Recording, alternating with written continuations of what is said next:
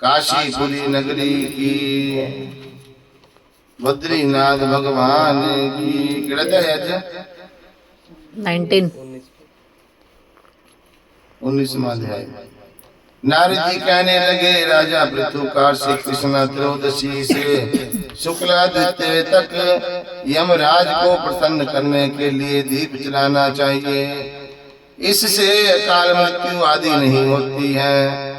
चतुर्दशी को नरक चतुर्दशी भी कहते हैं। उस दिन तिल का तेल, अपमार्ग तथा दुर्वा आदि लगाकर स्नान करना चाहिए।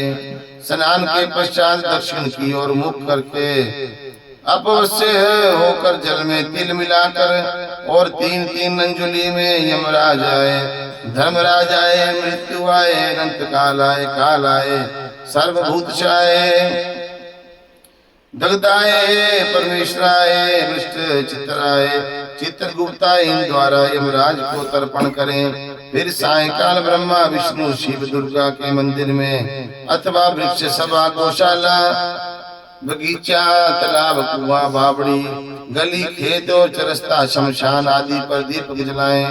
रात्रि को भी लक्ष्मी जी का पूजन करें। यदि कोई शस्त्र से मारा गया हो तो चतुर्दशी को उसके निमित्त भी दीप दान करें। इससे क्षय फल प्राप्त होता है।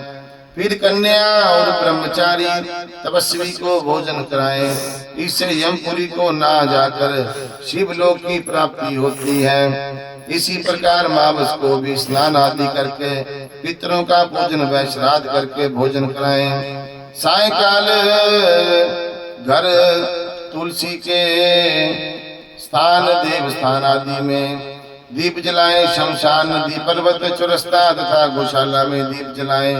फिर लक्ष्मी जी की स्तुति करके उनको जलाएं। जिस प्रकार पवित्रता स्त्री अपने पति से पहले जगती है, उसी प्रकार लक्ष्मी जी भी भगवान से 12 दिन पहले जगती है। अमावस को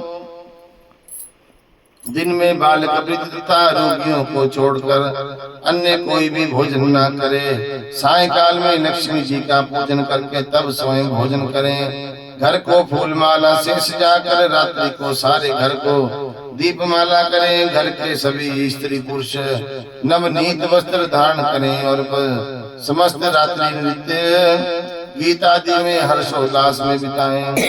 रात भर दीपक जलना चाहिए। उस रात को लक्ष्मी जी सब घरों में घूमती हैं। जो घर अधिक सुंदर तथा रमणीक होता है उसमें बहुत दिनों तक निवास करती हैं। एक रात्रि शेष रहने पर घर का दरिद्र कूड़ा करकट सूख या पुराने पंखे पर रखकर बाहर फेंक देना चाहिए।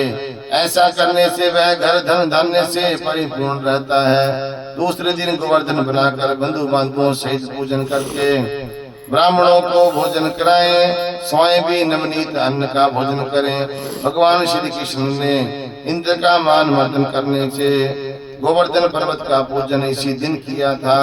सायंकाल के समय गो तथा वृषभ का पूजन करके उनसे अपने तथा परिवार के भक्षण पोषण रक्षक के लिए प्रार्थना करें। बलि और उसकी पत्नी विंध्यावली की मूर्ति बनाकर सायंकाल के समय पूजन करके दान आदि क्रिया करने वाला परिवार सदा सुखी रहता है। भोल बांके बिहारी।